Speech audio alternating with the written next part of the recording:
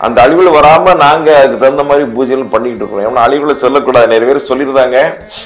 ஆனா நான் அதை பிரியப்படும். ஏன்னா கலியுகத்தினுடைய தொடக்கத்துல நம்ம இருக்கிறோம்.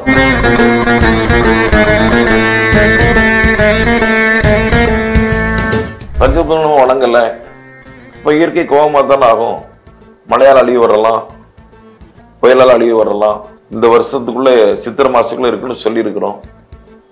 அதுக்காகத்தான்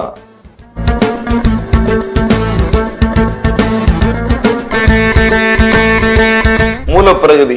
உங்க குடும்பத்தில் உள்ள முதல் மனுஷன் யாருன்னு கண்டுபிடிக்க முடியாது. ஒரு ஆன்மாவுக்கு 749 பிறவி இருக்கு. 5000 ஆண்டு ஒரு ஆன்மா மண்ணுல வாழணும்.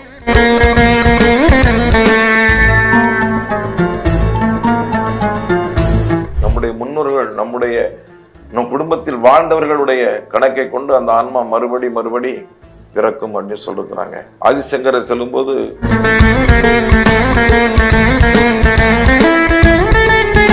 ஆறுகளின் தற்கொலை அருவி, ஆறு உடையாந்து கீழே விழுந்தாலும் அருவி. இன்னும் நிறைய பொருள்படக்கூடிய கவிதை நிறைய இருக்கு. ஆனா இப்ப கவிதை சொல்லக்கூடிய நிலையில நான் இல்லை. சரிதானா? ஏன்னா பொய்யோடு புனையப்பட்டது கவிதை. கவிதைன்னா கொஞ்சம் பொய் இருக்கணும், அழகு இல்லாத பெண்ணா இருக்கும், அழகு மாதிரி சொல்லணும். கண்ணாவுடைய பாடல்கள் நிறைய இருக்கு. அது இன்னொரு நாளைக்கு ஒரு பாட்டுக்கு ஒரு நாள் சொல்லலாம். அடுத்த விஷயத்துல கண்ணதாசனும்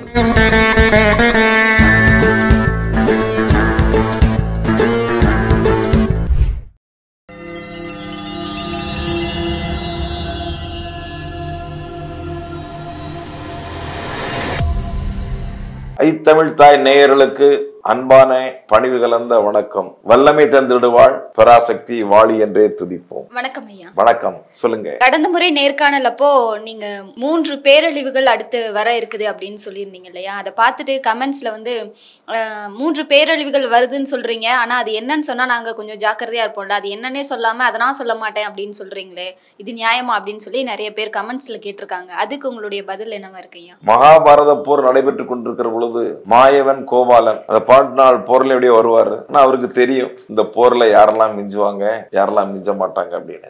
தனக்குள்ள வச்சுக்கிடுவார், வெளியே சொல்றது இல்ல. அதுக்கு என்ன காரணம்னா, ஒரு மனிதனுடைய வாழ்க்கையில் மரணமும் நமக்கு வரக்கூடிய எதிர்வினைகளும் தெரிஞ்சா அந்த வாழ்க்கை சுவாரஸ்யமா இருக்காது. மகாபாரதத்துல கண்ணனை விட ஞானம் தெரிஞ்சவங்க 2 பேர் இருந்தாங்க. ஒருத்தர் சகுனி, ஒருத்தர் அங்க வேலை பார்க்கக்கூடிய சமையல் பண்ணக்கூடிய சமையல்காரன். காலையில போருக்கு கிளம்புறதுக்கு முன்னால அப்படியே அந்த சமையல் கண்ணன் பார்ப்பாராம். பார்க்கணும் சமையல்காரன் சொல்லுவாராம், அன்னைக்கு 100 பேருக்கு நான் சமையல் பண்ணியிருக்கேன் அப்படின்னு. அப்படின்னா அன்னைக்கு 100 பேர் தான் மிஞ்சுவாங்கன்னு அர்த்தம். இது போல ஒரு சில செய்திகளை மறைமுகமா வைக்கணுங்கிறத விட அந்த அழிவுல வராம நாங்க அதுக்கு தகுந்த மாதிரி பூஜைகள் பண்ணிக்கிட்டு இருக்கோம். ஏன்னா அழிவுல சொல்லக்கூடாது, நிறைய பேர் சொல்லியிருந்தாங்க. ஆனா நான் அதை பிரியப்படும். ஏன்னா கலியுகத்தினுடைய தொடக்கத்துல நம்ம இருக்கிறோம். தர்ம சிந்தனைகள் போச்சு, பெரியவர்கள் உயர்வு தாழ்வு எண்ணங்கள் போச்சு, வயது முதிர்ந்தவர்களை எப்படி அழைக்கணுங்கிற அந்த பன்மைகள் போச்சு, தாய்தந்தையருக்குள்ள உறவு முறைகள் மரியாதை நிமித்தங்கள் போச்சு, கோயில் வழிபாடு முறைகள் அலங்காரமாச்சு, பக்தி ஆச்சு. சில காலகட்டங்கள்ல இந்த காலம் தனக்குன்னு ஒரு பிடிமானத்தை வச்சிருக்கும். இயற்கை தனக்குன்னு ஒரு டாம்பிகமான ஒரு எண்ணெய் வச்சிருக்கும். எப்படின்னா ஒரு ஒரு ஞானம் கலந்த இந்த பூமியில அந்த ஞானத்தோடு கலந்த மக்கள் நம்ம மண்ணையும் அந்த காற்றையும் பஞ்சபூதங்களையும் வணங்கணும். யாரும் நம்ம வணங்கல. யாராவது நதியை கும்பிட்டுருக்கீங்களா? காற்றை வணங்கியிருக்கீங்களா? வானத்தை பார்க்க கும்பிட்டுருக்கீங்களா? மண் மாதாவை தொட்டு கும்பிட்டுருக்கீங்களா? இல்லையே. பஞ்சபூதங்களும் வணங்கல. இப்ப இயற்கை கோபமா தானே ஆகும். மழையால் அழிவு வரலாம், புயலால் அழிவு வரலாம். இந்த வருஷத்துக்குள்ள சித்திரை மாசத்துக்குள்ள இருக்குன்னு சொல்லி இருக்கிறோம். அதுக்காகத்தான் போன இதுல நான் சொன்னது போல மழையால் வரக்கூடிய அழிவுகளை காப்பாத்துறதுக்கு தான் குடகுமலை, கர்நாடகால குடகுமலை, அங்க போய் அந்த கங்கா அம்மாவுக்கு அகஸ்தியர் வச்சு பூஜை பண்ணி இந்த மண்ணையும் மக்களையும் காப்பாற்றும் பொருட்டு நாங்க பூஜை பண்ணியிருக்கிறோம். அழிவுகள் இருக்கிறது உண்மை. அந்த அழிவுகளை காப்பாற்றக்கூடிய அளவுக்கு உண்டான நிலைப்பாடுக்கு உண்டான ஞானிகள் இப்ப யாரும் கிடையாது. அந்த காலத்துல ஞானிகள் இருந்தாங்க, தவசிகள் இருந்தாங்க. உலகத்தை சிருஷ்டி பண்ணவும் அவங்களுக்கு அருள் இருந்தது. அழிக்காம இருக்கக்கூடிய காப்பாற்றுறதுக்கு அருள் இருந்துச்சு. சரிதானா? இருந்தாலும் சொல்லியிருந்தேன், இனம் புரியாத நோய்கள் வரலாம்னு ஒரு விதி இருக்கு. மேச ராசியில சூரியன் உட்காரும்போது சித்திரை மாசம் 20ஆம் தேதி இனம் புரியாத நோய்கள், மருத்துவர் கண்டுபிடிக்க நோய்கள் வரலாம்னு விதி இருக்கு. காற்றால் பேரழிவு இருக்கு. அதுவும் கீழ்கோடின்னு சொல்லக்கூடிய கிழக்கு கடற்கரை, தென்கோடின்னு சொல்லக்கூடிய கன்னியாகுமரி, இதுக்கும் அழிவு இருக்கு. மழை வெள்ளத்தால் மாநகரங்கள் அழியலான்னு ஒரு விதி இருக்கு. அந்த அழிவெல்லாம் வரக்கூடாதுதான் கங்கையும் இயற்கையும் நாங்கள் வழிபாடு பண்ணியிருக்கிறோம். இந்த அழிவை சொல்லியாச்சு. இதுக்கு இறையை நீங்களும் வேண்டிக்கிடுங்க. அப்புறம் இன்னொரு நேயர் வந்து என்ன சொல்லியிருக்காருன்னா, ஐயா இவ்வளவு தெரிந்தவரே இந்த ஆன்மா யாரு பிறப்பின் நோக்கம் என்ன அப்படின்னு சொல்லி கேட்டிருக்காரு ஐயா. ஆன்மாவின் பிறப்பு அப்படிதான் கேட்டிருக்கிறாங்க. இதுக்கு பட்டினத்தார் அழகா சொன்னார். ஒரு மடமாகும் ஒருவனுமாகி இன்ப சுகம் தரும் அன்பு பொருந்தி ஒழுகிய விந்து ஊறு உருவனிதம் மீது கலந்து உரு பெற்றதுன்னு சொல்லியிருக்கிறாங்க. ஒரு ஆன்மாவினுடைய நான் சொல்றேங்க, ஒரு ஆன்மா பல ஆயிரம் கோடி ஆன்மா பெரியசின்னு சொல்லியிருக்கிறாங்க. கேள்வி கேட்டிருக்கிற அன்பர், உங்க குடும்பத்துல மூத்தவங்க யாரு, உங்க குடும்பத்தின் முதல் மனிதன் யாருன்னு உங்களுக்கு தெரியுமா? உங்க அப்பா, உங்க தாத்தா, அவரு தாத்தா, அவர் அப்பா போனா மூலப்பிரகதி. உங்க குடும்பத்தில் உள்ள முதல் மனுஷன் யாருன்னு கண்டுபிடிக்க முடியாது. ஒரு ஆன்மாவுக்கு 749 பிறவி இருக்கு. 5000 ஆண்டு ஒரு ஆன்மா மண்ணுல வாழணும். புல்லாய் பூண்டாய் பல்மிருகமாய் பறவையாய் பாம்பாய் வல்ல சுரராய் மனிதராய் தேவராய் முனிவராய் எல்லாம் நின்று தாமர தங்கத்துக்குள் எல்லா பிறப்பும் பிறந்திழைத்தேன் எம்பெருமானேன்னு மணிவாசகர் பாடியிருக்காரு. அதனால நோக்கம், ஆக்கம், பிறப்பு நீயும் நானும் விரும்பி பிறக்கக்கூடியதல்ல. நாம் பிறக்கிறதுக்கு உண்டான ஒரு கருவிதான் தாயும் தந்தையும். தாயும் தந்தையும் புணர்கிற பொழுது, உறவு கொள்ளுகிற பொழுது, இழுத்து வாங்குகிற அந்த மூச்சு காற்றின் மூலமாக அந்த ஜீவன் உடம்புக்குள்ள போய் மூலாதார சக்கரத்துக்கு போறதுக்கு முன்னால சுழிமுலிருந்து முதுகு தண்டு வழியை கீழே இறங்கி கருவாகிய தகப்பன் மடி இருந்து தாயாகிய கருவுக்குள் குடி புகுந்து நம்ம வாழ்றோம்னு சொல்லியிருக்கிறாங்க. அதனால ஒரு ஆன்மாவின் நோக்கம், ஒரு ஆன்மாவின் பிறப்பு என்பது நீங்களும் நானும் வேண்டி கிடப்பதல்ல. நம்முடைய முன்னோர்கள், நம் குடும்பத்தில் வாழ்ந்தவர்களுடைய கணக்கை கொண்டு அந்த ஆன்மா மறுபடி பிறக்கும் அப்படின்னு சொல்லிருக்கிறாங்க. ஆதிசங்கரை சொல்லும்போது ஒரு வழி மரணம், மறுபடி ஜனனம், மறுபடி தாயின் வயிறே சரணம் அப்படின்னு ஆதிசங்கர் சொல்லிருக்காங்க. அதனால ஒரு ஆன்மாவின் நோக்கம் என்பது தாய் தந்தையருடைய சிந்தைக்குள் வருகிற காமோணர்கள் மாத்திரம் அல்ல. தாய் கருவில் சுமக்கிற பொழுது இந்த தாய், இந்த பிள்ளை, இந்த உறவு யாரால் என்ன கீர்த்தி அடையணும், யாரால் என்ன ஞானம் அடையணும், யாரால் என்ன பதவி அடையணும்னு கருவிலே இந்த தாய் அந்த குழந்தைய வேண்டுவா. இந்த குழந்தை டாக்டர் ஆகணும், இந்த குழந்தை வக்கீல் ஆகணும், இந்த குழந்தை மருத்துவர் ஆகணும், இந்த பிள்ளை உலகம் பெறுகிற ஞானி ஆகணும்னு வேண்டுவாங்க. அப்படி வேண்டி பிறந்தவர்கள் தான் ஞானிகள், தவசிகள்னு சொல்றாங்க.